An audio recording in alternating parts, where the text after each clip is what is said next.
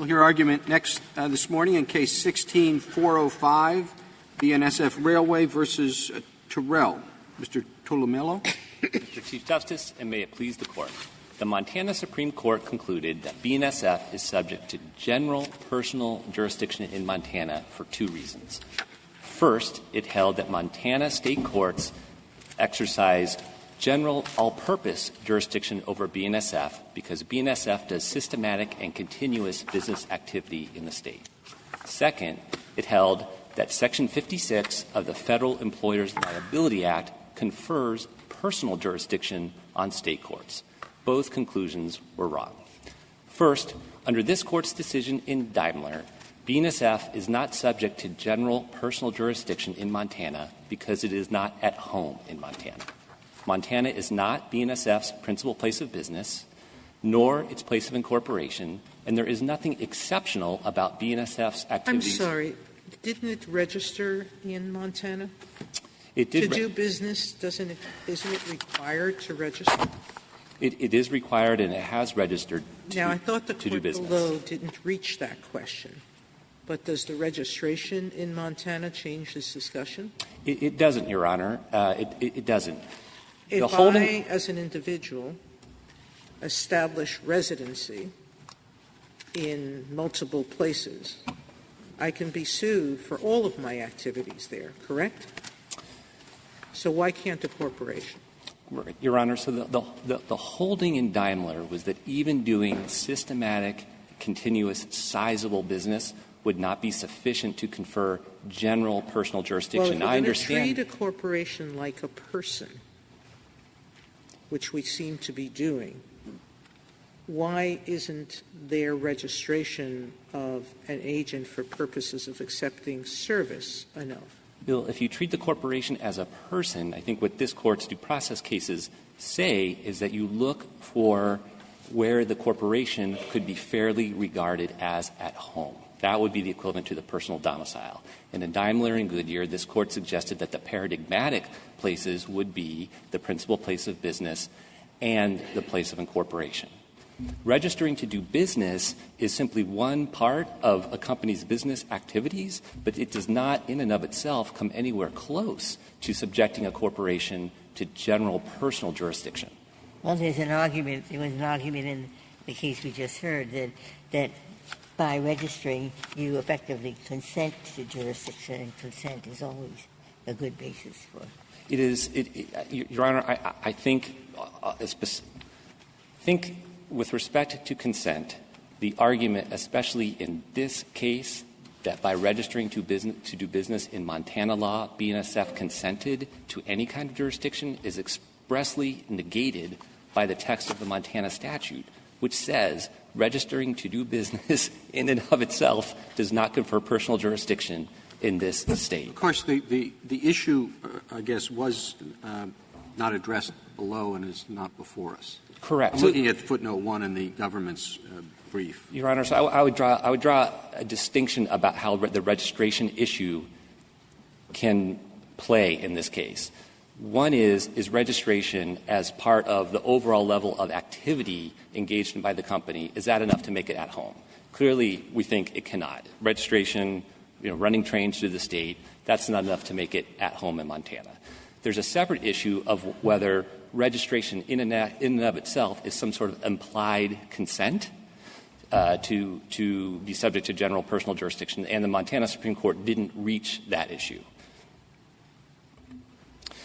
So with respect to Section 56, the Montana Supreme Court reached the truly unique and unprecedented conclusion that Congress, in confirming the concurrent subject matter of the state courts, meant for the first time to confer personal jurisdiction. As this Court held in the Second Employers Liability Act cases, decided just 2 years after Section 56 was enacted, Section 56 was designed to abrogate Supreme Court of Connecticut's decision in Hoxie, which had held that Congress in FELA had tried to establish exclusive federal court jurisdiction over FELA claims. So Congress, in the concurrent jurisdiction clause in FELA, confirmed that state courts retained concurrent subject matter jurisdiction. Concurrent subject matter jurisdiction is also a term of art that has for 200 years since the Judiciary Act, and it's in the Judiciary Act, has been understood to refer to subject matter jurisdiction and not personal jurisdiction. Respondents don't cite a single historical example of where subject matter jurisdiction has been deemed to include. It was related somewhat in the last case. Could Congress pass a statute conferring jurisdiction in Montana state courts under the circumstances of this case? I'll take that in parts, because one part of it raises a significant. I don't know if it's that essential for your argument, but I'm just curious what your view is. Justice Kennedy, I would take it in two parts. Congress, we believe, could constitutionally provide for nationwide service of process provisions in federal courts. I think where the issue gets very difficult is whether Congress could prescribe the federal jurisdiction of the state courts. It's not something that Congress has ever done. There is no historical example of that, and that would raise some serious federalism constraints, and we also argue serious 14th Amendment constraints. In any event, FELA does not attempt to do that. Again, as the Court, in the almost contemporaneous decision in the Second Employers Liability Act, made clear that Congress was not trying to enlarge or regulate the jurisdiction of the state courts or to control their modes of procedure. And I think the consequences of trying to read a special venue statute as containing a grant of personal jurisdiction would really call into question what the 200 or odd so special venue statutes in the federal code are doing, whether they have some heretofore unknown grant of personal jurisdiction. It may have language that is simply not the way that Congress traditionally has spoken to the issue of personal jurisdiction. It may have languages currently in the general venue statute. Nobody thinks that 1391 provides for personal jurisdiction. The general venue statute from 1948 to 1988 used the may have language. A suit may be brought wherever a corporation is doing business. Again, nobody thought that the general venue statute at that time was an independent source of personal jurisdiction. Instead, the way that Congress speaks to federal personal jurisdiction is through changing the options for service of process. And that was established in 1838 in the Tolan versus Sprague case. It was reiterated in Robertson in 1925 when the Court actually explored the difference between venue-type language and jurisdictional-type language and cited specific statutory examples of where Congress had expanded federal court jurisdiction. Are you saying that service of process language is an absolute necessity? I don't think it's an absolute necessity. Congress could say something about personal jurisdiction itself, like in current Rule 4, but I do think there must be some method prescribed by Congress, as this Court said, in Omni. Aren't there some statutes that look like the first sentence of this statute that have been read as personal jurisdiction requirements? Respondents cite a couple post-Omni cases that infer service of process provisions from statutes that set up agencies, and where the courts have held in those circumstances that unless we infer some kind of subpoena authority, the agency just won't be able to get out the door or do its job. But by and large, as this Court said in Omni, this Court has never inferred a service of process provision, and the Court in Omni gave three very good reasons for why that would be a bad idea. Congress knows how to do it, and so don't want to presume that Congress doesn't know how to do it. Second, that legislative rulemaking has the benefit of better predictability, and third, that in light of the long tradition of how Congress has spoken to these issues, it would be unwise for courts to get into the business of common law rulemaking for establishing personal jurisdiction. One of the amici supporting the respondents says that adopting your position would create chaos in the industry. What is your response to that? I think just the opposite is true, Justice Alito. Adopting our rule would bring some predictability and some order to the industry. Right now, it is a true Wild West of FELA claims being filed in forms like Montana and like these cases, where the plaintiffs are not from Montana, none of the alleged negligence occurred in Montana, none of the alleged injury occurred in Montana, and yet we're still subject to suit there. So FELA plaintiffs using specific jurisdiction or general jurisdiction, but going to forms that have a reasonable connection to the litigation will, in fact, bring order to this area. Well, what about someone who's system. working very far? That routinely, they work very far from their home. They're injured very far from home. What would your rule do to them? I think that individual would have specific jurisdiction in the place where they were injured. If they were regularly employed in a particular state, let's say Montana, and they were sent out of state, I think there may well be specific jurisdiction depending on the analysis of the episode in suit. Did the supervisor send the person there? Was equipment from Montana sent out with that person that caused an injury? But specific jurisdiction would be available, and of course the safety valve of all-purpose jurisdiction would be available as well. I'd like to reserve the remainder of my time. Thank you, counsel.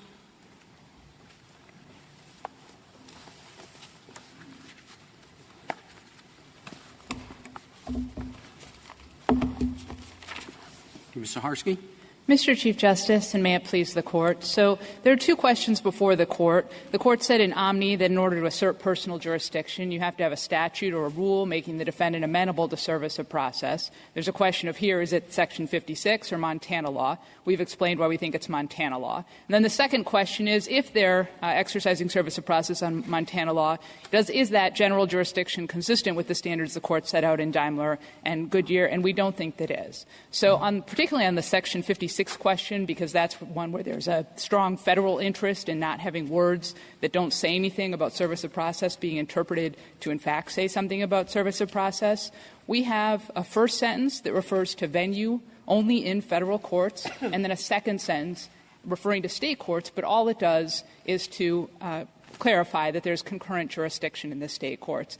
And we just don't see how you can get to conferral of personal jurisdiction in the state courts, especially when we know very clearly from the legislative record that Congress was trying to solve two particular problems, the first in the first sentence with venue in federal courts, and then the second in the second sentence with making sure that state courts understood that they could hear these claims. I think it is also noticeable, as Petitioner's Counsel suggested, that we are not aware of any example in which Congress has used language of this type to confer personal, or even more explicit language to confer personal jurisdiction in the state courts, and also that even at the time, back in 1910, Congress knew how to confer personal jurisdiction if it wanted to. We gave examples of the Clayton Act from 1914 in our brief, the Credit Mobilier Act in Petitioner's brief, and then these were also discussed in the Robertson case from 1925. And that Congress knows how to do venue versus service of process. That has continued up through the Court's decision in Omni. So we just don't think that Section 56 should be interpreted to be the first statute to do it, especially where the implication with respect to the second question would be to say that a company like BNSF is subject to general personal jurisdiction in 28 or more states. If the Court's decisions in Goodyear and Daimler mean anything, it's that that just can't be correct. The respondents note what we said in Daimler, that in addition to the state of incorporation and the principal place of business, there may be particular circumstances where another state could be considered their home as well. And given the volume of activity in the state in terms of the physical plant, it's a railroad, goes through, I forget the number of employees, why doesn't that fit within that additional criteria? Well, the Court described that category very, very narrowly as a place where the contacts are not just that there are continuous and systematic business contacts, but where they are so significant that you consider the company at home there, that it's like the company's domicile. And the only example that the Court's given of that to this point is the Perkins case, where you have the company that actually relocated during the war from the Philippines to Ohio. What and there they said that in the hypothetical of 50-50. Let's say a state has a headquarters in Delaware. It sells 51% of its goods in New York and 51% and 49% in California. Almost equal number of employees, a difference of 10%, let's say. Same amount of property, whatever. And I'm assuming this railroad could fit that description in a number of states. Why isn't it at home, where a substantial amount of its business is going on? Well, because that would make the railroad at home in so many places for purpose of general jurisdiction. And the court said that where the focus should be going forward, and we think that this makes sense, is in specific jurisdiction. In the situation that you posited where there are these two states where a lot of things are happening, that's where you would expect a lot of causes of action to arise. And so there would be personal jurisdiction over the defendant there. It would just be on a specific jurisdiction. The court conceived of general jurisdiction as a fallback, a place where you couldn't just subject the defendant to suit there for a claim arising out of or related to its context with the state, but just any kind of claim. What's the logic of that? What other than we said it? Sure, it certainly was very different than what International Shoe ever considered. What's the unfairness? We go back a little bit to the question to the predecessor case.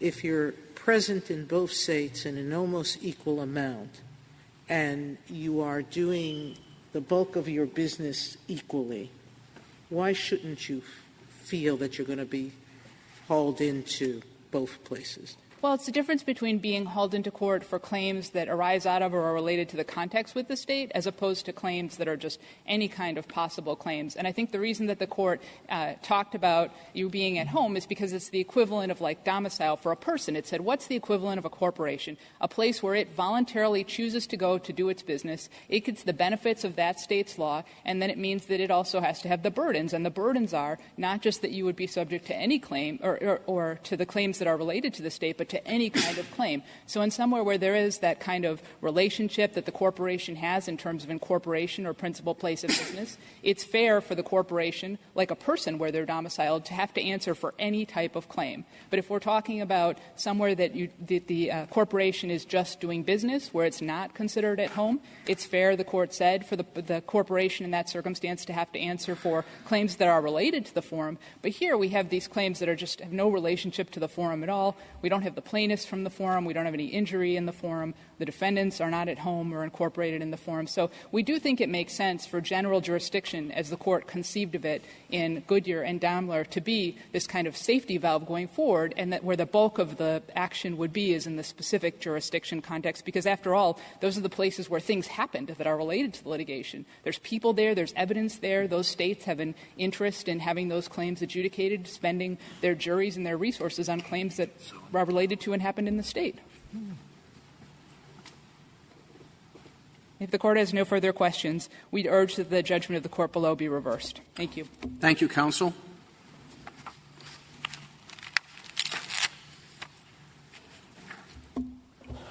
Ms. Murray? Mr. Chief Justice, and may it please the court.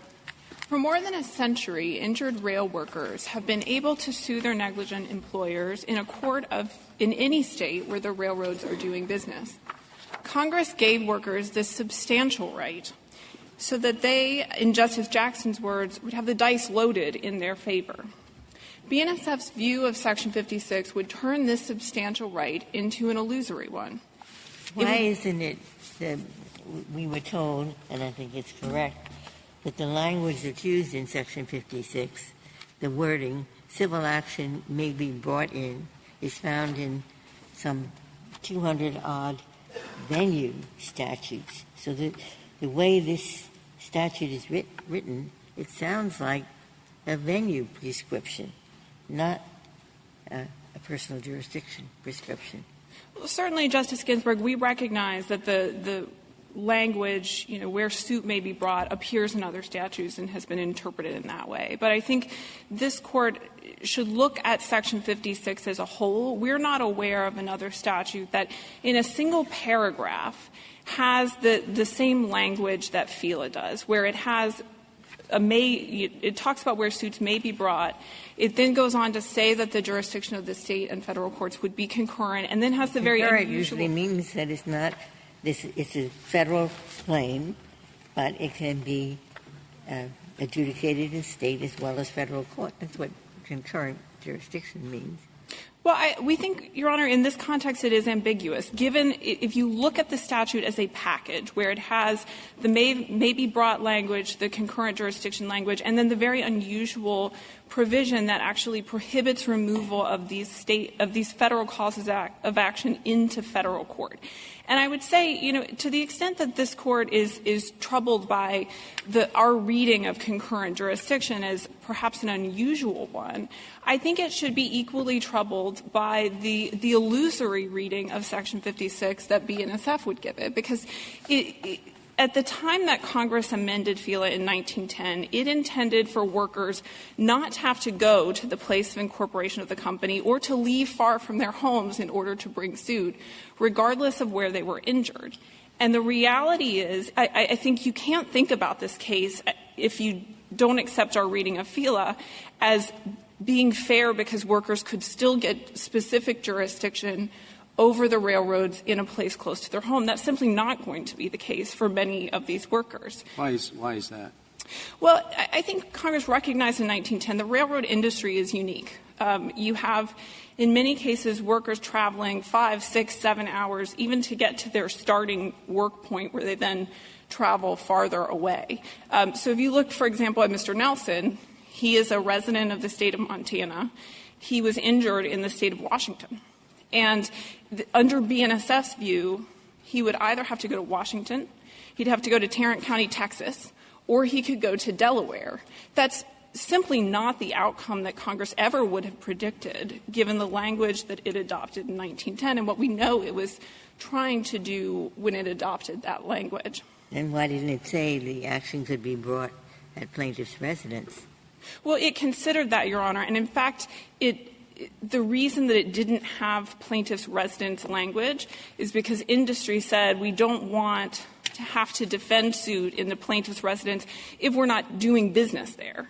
So the doing business language, I think, was actually seen as being more fair to defendants than just a plaintiff's residence standard. And the other thing that I would point out on that issue is that in 1947, Congress again considered adopting a different standard for Section 56. It considered a plaintiff's residence standard, and it rejected it because it actually would have been used at that point to narrow the scope of places in which plaintiffs could have brought their suit. Congress was presented with evidence that plaintiffs were bringing suits similar to what our clients have done here, where the only connection between the suit and the state was the fact that the defendant was doing business there. Well, I haven't looked at a route map, but BNSF, I assume, is doing business in a lot of states. And this would allow plaintiffs, wherever they reside, wherever they are injured, to sue in any one of those states, right? That's correct, Your Honor. And we think that that is what Congress intended. And Congress knew that that was, in fact, happening in 1947. Even though the injury occurred somewhere else. That's correct. And I think it is because of the unique nature of the railroad industry. You have It's not the unique nature of particular forms? I mean, the discussion in the briefs is that there is a reason that someone not a resident of Montana injured in Washington would want to sue in Montana. Is that something we ought to take into consideration? Well, I think you can take it into consideration, but I actually think it in many ways favors us. There are good reasons why someone would want to bring suit in Montana, even if they weren't injured there, even if they're not a resident. I mean, I think as BNSF concedes, there are a lot of these cases brought in Montana. What's the good reason they would want to sue? Well, from a litigant's perspective, if you want predictability, you want to know that the court that you're going to knows the specialized area of law, like the back of their hand, that is Montana. These judges know FELA cases because they see a lot of them. So I think there is good reason for some. That seems a little circular. Well, but it is the practical reality in terms of where people are bringing suits. I would say it's not the case that all of these cases are being brought in the state of Montana. I mean, I think BNSF and its amici certainly try to make that portrayal, but we don't have any hard data about that. And certainly in speaking with attorneys who represent FELA plaintiffs, they bring them lots of different locations, including, other locations where people are not injured. And the fact of the matter is the railroad is just doing business there. The other thing I would say is that, whether you're concerned about people bringing suit in the state of Montana, if you were to say that our clients could not bring suit here, it would also mean that those clients who want to bring suit in their home states, again, in many instances, are not going to be able to do that. As to the specific jurisdiction question, I think we are in agreement that people could bring suit in the state where they were injured. But I actually think that the analysis of specific jurisdiction beyond that state gets quite complicated pretty quickly. It would depend on, is this person, for example, primarily working in their home state? And the nature of this industry is many of these workers do not primarily work in their home states. They may rarely, if ever, work there.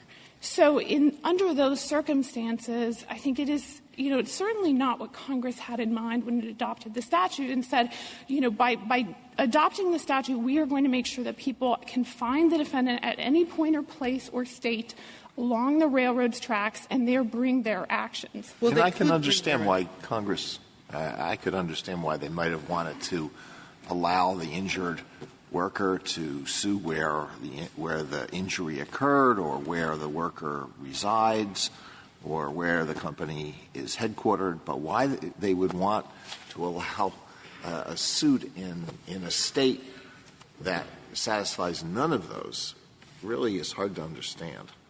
Well, Your Honor, I think it is actually easier to understand if you sort of set it in the context of what was going on at that time. The railroads, there were thousands of these injuries.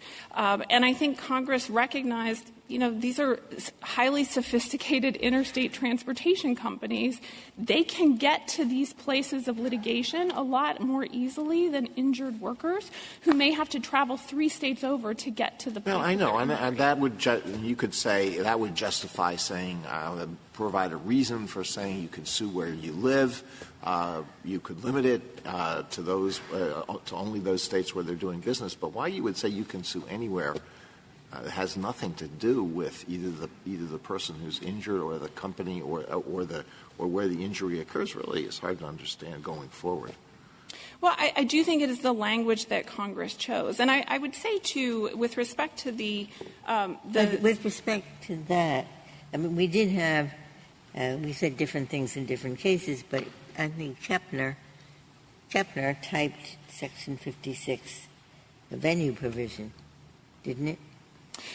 Certainly this Court has referred to the provision as a venue provision. I don't think that's inconsistent with our position because, as we concede, we think the first sentence does, in fact, confer both venue and personal jurisdiction in Federal court. So it's not inconsistent.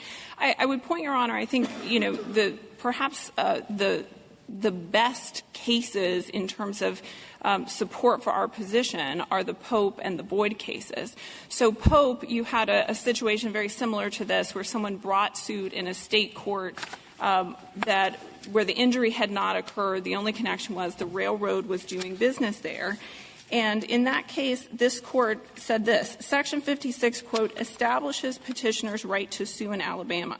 It provides that the employee may bring his suit wherever the carrier, quote, shall be doing business, end quote. And admittedly responded. What year is that case? I'm sorry? What year is the Pope case? It was 1953. So it's post-international shoe. And this is a case we talk about it at page 29 of our response, where the Court has clearly staked out a position that the doing business language in the first sentence of Section 56 applies to state courts. And I think the only way that you can make sense of that is to read Section 56 in the way that we do, that takes the personal jurisdiction conferred by sentence 1. Do you have any example of any other statute that does what you claim this one does, that determines state court jurisdiction, that has a provision, which you say this concurrent jurisdiction does, that alters the personal jurisdiction of a state court from what it would be without the Federal statute? So as I said, we don't have a statute that we think mirrors FELA. We do think it's an unusual statute that was called for by unusual circumstances. Probably the closest example is 15 U.S.C. 77V. It's part of the Securities Act. And that statute does actually have an express service of process provision with respect to Federal courts. It also has a concurrent jurisdiction language in it. And it has, in fact, in at least some lower courts been interpreted, or there's a disagreement among the lower courts as to whether that language actually provides or permits state courts to exercise personal jurisdiction to the same extent as federal courts would as well. The court in Pope didn't mention personal jurisdiction at all. That's right, Your Honor. We don't think, we're not and that's arguing. Your strongest authority? Well, I think it is one. I certainly think the Boyd case, again, this one is, we talk about it pages 31 to 32 of our brief.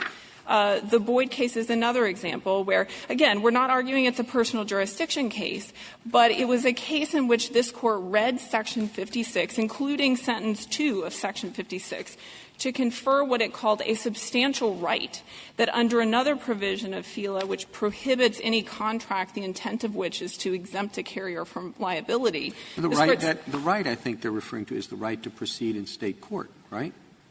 That's correct. Yes, that suit was filed. Which, of course, you'd expect that to deal with the second sentence because it talks about the concurrent jurisdiction. There's a difference between you can proceed in state court and the question whether there's personal jurisdiction in a particular state court. Well, I take your point, Your Honor, but I think we don't typically think of a provision that just says there's concurrent jurisdiction between state and federal courts and is referring only to subject matter jurisdiction.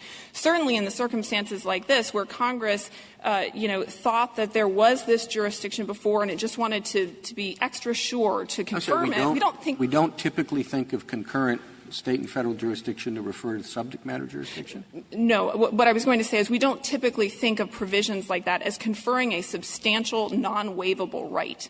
And so I think the Boyd case, certainly in terms of looking at what is Section 56 doing, if all it is doing is saying that you can bring a cause of action in federal court in certain venues and just reconfirming that state courts have subject matter jurisdiction, you wouldn't normally think of that, or it seems difficult. Wasn't there a decision that suggested that state courts didn't have concurrent jurisdiction, and that's why Congress made the change?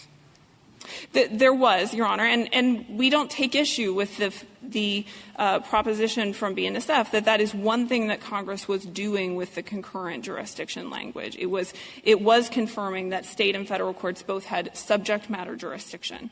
But we think given the precedent, given Boyd and Pope, you're not writing on a blank slate in terms of how you interpret Section 56. Well, Pope didn't mention personal jurisdiction. Did Boyd?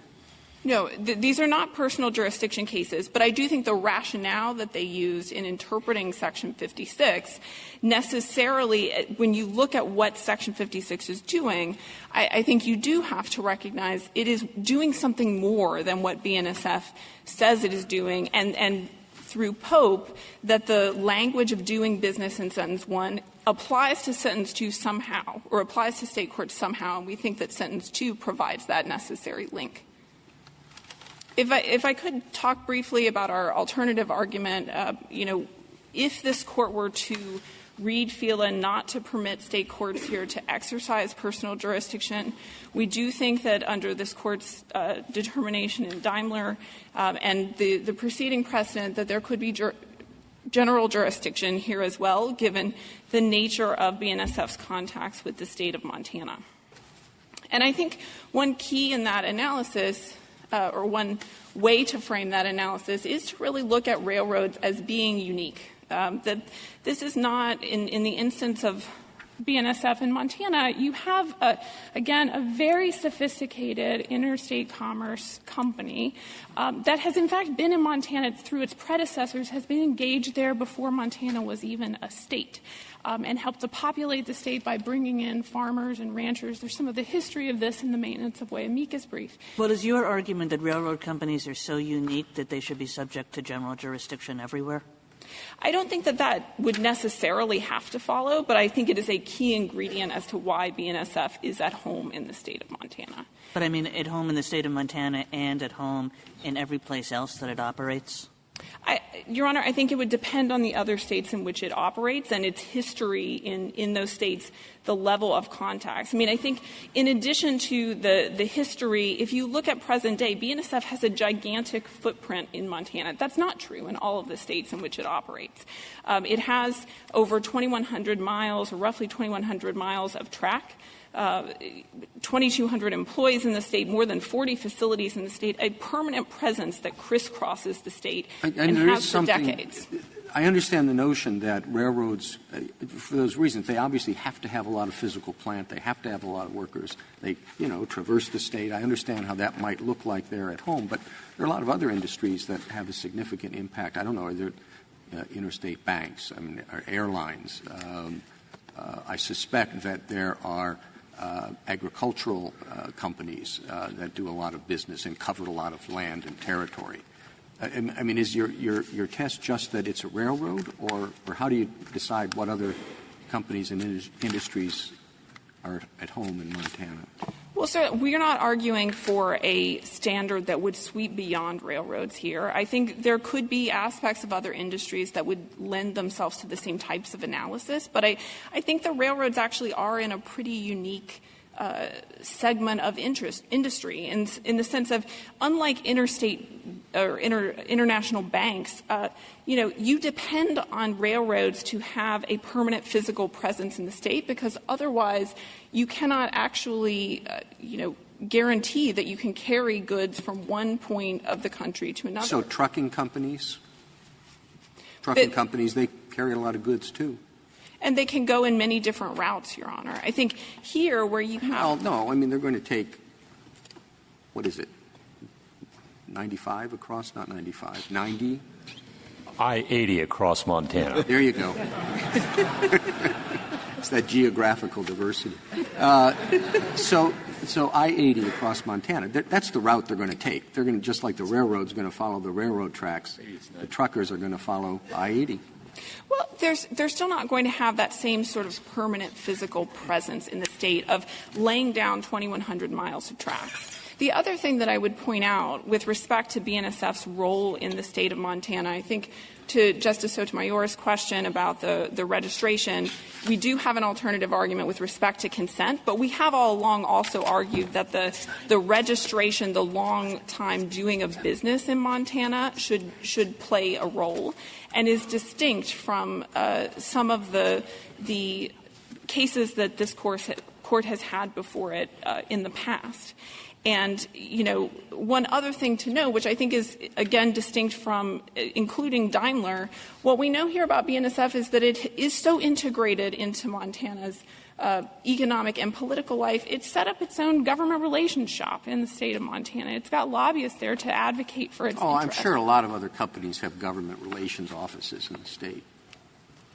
Well, that may be true, Your Honor. And certainly I think in this analysis, when you are looking at various factors that could lead you to conclude that BNSF is at home in the state of Montana, I think that is one factor that plays a role into it. You don't have to worry about, as you would in cases, for example, with, foreign companies that are being dragged into court because their products happen to land in that state. Here you have a company that has a permanent physical presence, and it's got lobbyists there who are looking out for its interests. If it doesn't like what is happening in the courts of Montana or the substantive law to which it is subjected in Montana. You would still have a right to bring a federal action in Montana, no? Under the Section 56, which permits an action to be brought in a district in which the defendant shall be doing business. No, Your Honor. If I understand your hypothetical, if we were to bring, if this court decided that FELA did not address personal jurisdiction at all, what would happen if we tried to bring our suits in Montana federal court is that federal court would say, great, you have venue, but I look to Rule 4 for personal jurisdiction. That's assuming we reach that issue. Right. I suppose we could just say it doesn't apply to state courts. It only applies to federal courts. Whatever it does. You could, Your Honor. I think that would be, certainly preferable for us if there's still some availability of federal court. One thing that I would note, however, is that would sort of create a topsy-turvy scheme. I think when Congress enacted FELA, it assumed that most of these suits would be brought in state court. But it would take care of the question of where a plaintiff lives. It would take care of the question of where a plaintiff lives. Counsel, I must apologize. It's 90 across Montana, 80 across Wyoming. I'm very sorry, Mr. Chief Justice. Can I say 90? Anyway, your problem, I guess, which you're trying to get around, is that Daimler had about 2.4% of its world sales in California and was the largest seller of luxury goods in California, luxury cars. And I suspect when you sell luxury cars in California, it's really something. A lot of them. So they had a very big market, and the problem is how do you get around that? And I know you're trying, and it's making a valiant effort and so forth, but I don't really see the difference. Well, Your Honor, we hope it's more than a valiant effort in the sense that we do think that there are key distinctions, not just in the numbers here in terms of track and employees and business, but in terms of the nature of the industry. What percent of their total operation is in Montana? We know that they get up to 10% of their revenue in the state of Montana, which, given that they operate in 28 states and a couple Canadian provinces, it has to be the case that that is disproportionately large compared to the other states in which they operate. Good point. And if I could go back to your question, Justice Sotomayor, about if plaintiffs were able to bring these claims in federal court versus state, that would certainly be preferable than they couldn't bring it in. That would depend on it being it's a personal jurisdiction provision, not just a venue provision. That's correct. If it's a venue provision, which is what said it was, then you satisfy the venue requirement, but not personal jurisdiction. That's right, Your Honor. And what would happen in that case is that Mr. Nelson, for example, living in North Dakota, would be headed to Washington, Texas, or Delaware to bring his claim. That would be the reality, despite what Congress intended when it adopted or amended FELA in 1910. But what is his state of residence? He is a North Dakota resident. And was injured, in the state of Washington. Again, I think an example of how far these workers frequently travel in order to bring frequently travel in the course of their work for BNSF. It, in many ways, is simply a coincidence whether they're injured at home versus injured somewhere else. And, of course, they would have no way of knowing that in advance. But I would say with respect to bringing suit in federal court, I don't think it would completely solve the problem in this sense. One, Congress thought these cases would be brought in state court. It didn't want them removed, or at least where plaintiffs chose to file them in state court, it did not want them to be removable. And I think part of that is because these are personal injury cases. Some of them are low-dollar claims. Congress wanted the plaintiffs to have their choice of forum, too, with respect to, if you want to take this kind of claim to a state court judge for whom this is the bread and butter of their docket, you can do that. And I think if you were to limit these types of claims to federal court in Montana, for example, or on the doing business rationale, one, plaintiffs would still be very limited in terms of where they could choose state courts, but it also wouldn't be as easily accessible to them. I mean, most of the time, federal courts, you only have one or two in a state, and so it's not going to be as readily available of a forum for injured workers who, certainly as compared to the railroads, are going to be far more burdened by a rule like that. Ms. Murray, one of the rationales that Montana relied on was that Daimler applied only to foreign corporations, and I didn't see the briefs really grapple or attempt to defend that. Do you concede that that's erroneous? We think the way that the Montana court framed it, I think, is not a helpful one to think about it. What I would say is this. I don't think that you can simply say Daimler doesn't apply because it was a foreign corporation. But I do think Daimler, as earlier general jurisdiction cases had recognized, continued to recognize that the nature of context matter. And so certainly I think once you start moving up the corporate chain, once you start hopping into other continents and having to impute, to the extent that that is actually appropriate, having to impute contacts of a subsidiary, I think the nature of the contacts becomes so attenuated that at that point that transnational element of Daimler actually does play a role. It's just not a dispositive one. Thank you. The Court has no further questions. Thank you, counsel. Mr. Tulamello, 9 minutes. Thank you, Mr. Chief Justice.